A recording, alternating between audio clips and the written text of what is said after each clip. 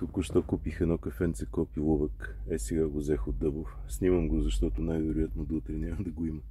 Само 200 грама е, а май кандидатите да го пробват са доста. Ще казваме отзиви.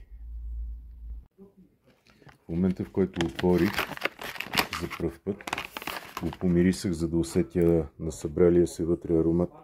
Мирише точно като по-ефтините бразилски кафета. Едно към едно.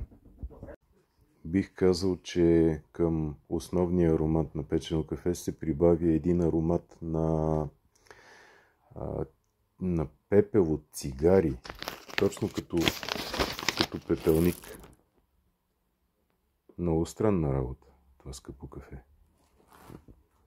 Ето как ние тук тънем в разкош. Пием кафе от цибетка, индонезийска при това, Копи Лувък. Ухилени до ушите на импровизирана маса от европалета с страхотна оригинална покривка от най-оригинален велпапе.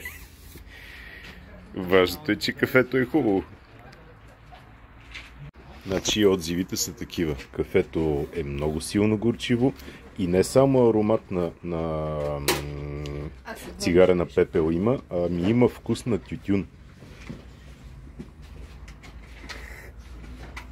Да, послевкус на тютюн. Съвсем умерено кисело, умерено горчиво, лека сладост като послевкус и е това.